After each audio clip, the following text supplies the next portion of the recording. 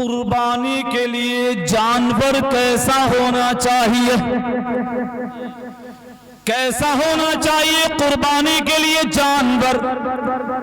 اندھا نہ ہو، کیسا نہ ہو، کانا نہ ہو، اور دانت اگر جانور کے ایک آدھ ٹوٹا ہوا ہے تو چل جائے گا، قربانی ہو جائے گی، لیکن خلاف سنت ہے۔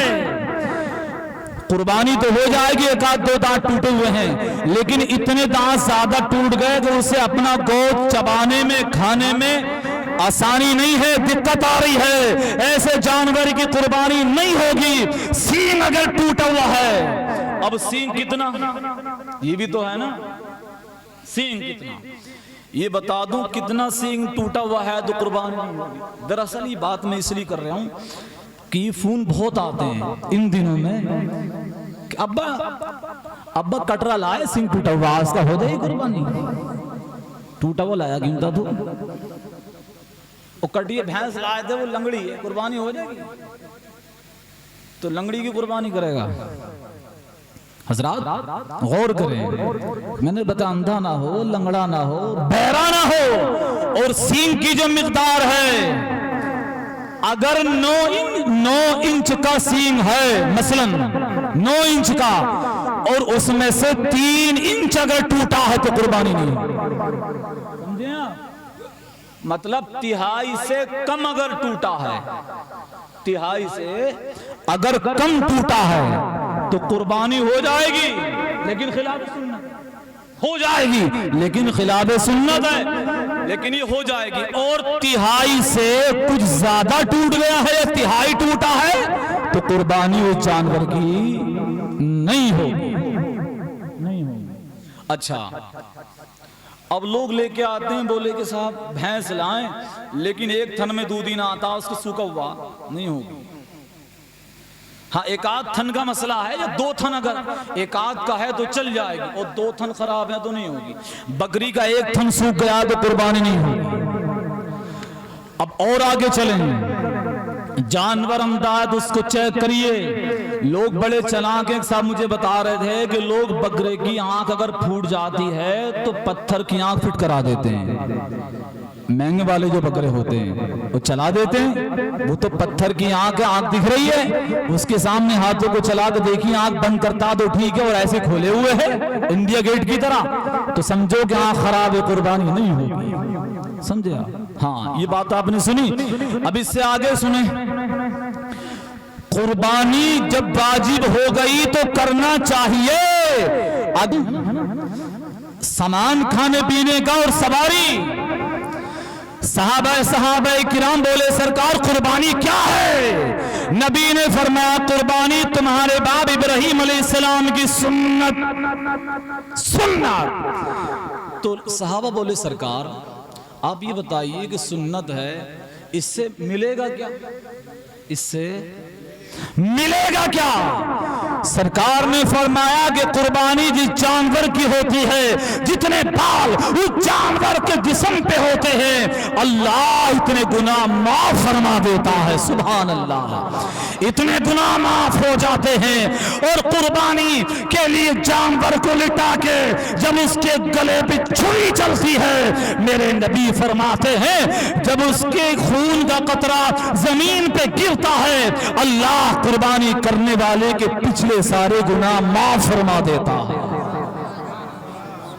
یہ قربانی کا ثواب ہے، معاف فرما دیتا ہے، ہاں معاف فرما دیتا ہے حضرات۔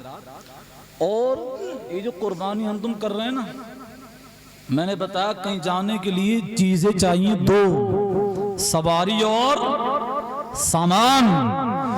تو یہ جو بقرعید پہ قربانی ہوتی ہے، یہ سواری ہوگی قیامت کے دن جنت میں جانے کے لیے، سبحان اللہ، یہ سواری ہوگی قیامت کے دن جنت میں جانے کے لیے۔ اب وہ بھی تو چاہیے، ایک سامان بھی تو ہے ساتھ میں، تو روٹی کے گھر سے باندھ کے لے جاؤ گا، सामान भी तो चाहिए, तो सामान भी है, वो क्या है ये सुन लो बारीक नुक्ते।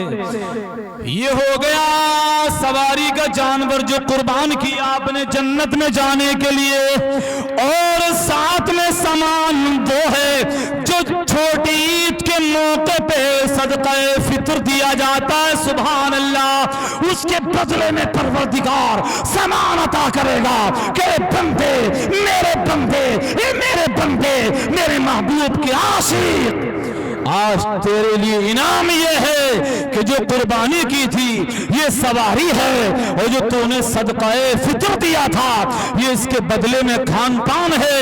इस पे सवार हो जा और खाता हुआ जन्नत में को चला जा। सुभान अल्लाह, खाता हुआ जन्नत में को चला जा। हाँ, अब एक बात और बता दूं, बस आखिरी बात, वो क्या है? कुर्बानी तो कर दी, गोश्त तुमने खा लिया नहीं खा लिया, खा ही लेते हैं लोग, लेकिन मैं कह रहा हूँ कभी कभी ऐसा भी करे करो कि गरीब कोई पड़ोस में बस रहा तो एक आध पाव उसे भी दे दे करो। वैसे खा सकते हैं अपने आप भी, मुस्तहब है 3 हिस्से करना गोश्त का। हाँ, 3 हिस्से करना मुस्तहब है, लेकिन ज़रूरत है आपकी यहाँ तो आप अपने खर्च में भी सब ले सकते हैं, कोई हर्ज नहीं है। लेकिन ज़्यादा बेहतर ये है कि बांट दो, गोश्त को बांट दो। लेकिन बाज़ ऐसे भी हैं कि जिनके घर में भी ज़रूरत नहीं है, नहीं खा मिल लिया उनसे, बाद में सड़ा के और महल्ले में डाल दें, बीमारी और फैल जाए। हाँ, हो के मैं इतना इकट्ठा कर लिया कि सड़ गया और कलवा के दरवाजे पे डाल लिया, कलवा के दरवाजे पे डाल दिया, रात भर कुत्ते हों टों कर रहे हैं, इसकी नींद हराम कर दी, और फ्री में उसके दरवाजे पे कुत्ते इकट्ठे कर दिए। बोलो है ऐसा? मैं कह रहा हूं ना कुत्ते इकट्ठा होते, बांट देता, तकसीम कर देता, किसी के बच्चों के मुंह में पहुंच जाता, दुआ निकल जाती। मेरे नबी फरमाते हैं मोमिन का दिल खुश करना ये भी हज अकबर है। क्या है? हज अकबर है, बड़ा वाला हज है। कितने लोग जी बड़ा वाले हज का सवाब है, किसी गरीब के यहाँ दे देते, उसके बच्चे खाते, दिल खुश हो जाता ना, और दिल खुश होना यही हज का सवाब है। सुभान अल्लाह, हज अकबर का सवाब है। मगर पहले तो चलो गरीबी थी, अब तो भैया हर घर में जो है बच्चे उच्चे कुछ करने उन्ने लगे, तो फ्रीज उरीज मोल ले लिए, और मोल नहीं लिए तो बुढ़िया ने बहू से जहेज में मंगा लिया। हाँ, जब लला का रिश्ता करने वाले आए थे तो बुढ़िया ने जब ही कह दिया था कि देखो फ्रीज है और वॉशिंग मशीन है और 4 पहिया गाड़ी है, गे तो तुम दोगे, हमें तो यह है कि एक दुपट्टा दे दिए, नमाज पढ़ ले करेंगे ओढ़ के। कितने बढ़िया अंदाज में ठग रही है, मांग भी कुछ नहीं रही है और छोड़ भी कुछ नहीं रही है। हाँ, एक साहब कह रहे थे मंगनी हुई है, मंगनी। मैंने कहा मंगनी नहीं हुई, ये मांगना हुआ है, ये मंगनी नहीं है, ये मांगना है, मांगना है। तो बुढ़िया ने वो फ्रिज मंगा लिया तो बहुत से वो भर दिया, अब लाइट भी नहीं आई तो सड़ा नहीं तो था ही। अब पूरे गांव के कुत्ते इसी के दरवाजे पे इकट्ठे हो गए। वो बांट देती तो सवाब भी मिल जाता, बदबू भी नहीं फैलती, बीमारी भी नहीं फैलती, कुत्ते भी इकट्ठा नहीं होते। मगर हो कहा है, हो कहा हजरात खामोश ना। अब कुर्बानी का जानवर मेरे नबी ने फरमाया जो ज़िबा किया, क़यामत के दिन यही जानवर सींगों के साथ, अपने खुरों के साथ आएगा। कैसे आएगा? खाली बोला करो, सींगों के साथ और खुरों के साथ, मतलब जैसा था आएगा। और नेकियां तो हमारे पास कमी है नहीं, ये कम है, और हो सकता भैया तुम्हारे पास ज्यादा हो, मेरे पास तो कम है, मैं तुम्हारी गारंटी भी नहीं ले रही। हाँ, क्योंकि मुझे तो ऐसा लग रहा है कि बाज़ आदमी को देखो तो इतना आबे से बाहर है कि भी सोच रहा कि जन्नत का टिकट जेब में लेकर टहल लिया, कोई जरूरत ही नहीं। तो सरकार ने फरमाया क़यामत के दिन ये जानवर आएगा और इस जानवर को तुम्हारी नेकियों के पल्ले में रखा जाएगा। सुभान अल्लाह। وزن کیا جائے گا اور نیکیوں کے پلے میں رکھا جائے گا تو نیکیاں بڑھ جائیں گی۔ یار اتنا بڑا جانور جب رکھا جائے گا تو بڑھیں گی کہ نہیں بڑھیں گی؟ کوئی مرغی کے بچے تھوڑی ہے، اتنا بڑا جانور وہاں رکھا جائے گا تو نیکیاں بڑھ جائیں گی۔ اب کتنا بڑا ثواب ہے ہمارے آپ کے لیے اس موقع پر قربانی کرنا۔ اور مزے کی بات یہ دیکھو کہ گردن کاٹو قربانی تو یہ ہو گئی، گوشت بھی تمہاری پاس رہ گیا کہ نہیں رہ گیا؟ ہم نے پوچھا پروردگار گوشت بھی یہیں رہ گیا؟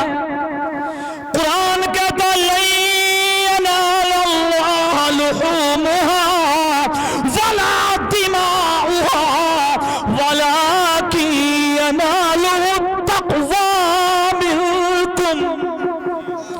اب بول دے تڑپ کے بول دے سبحان اللہ۔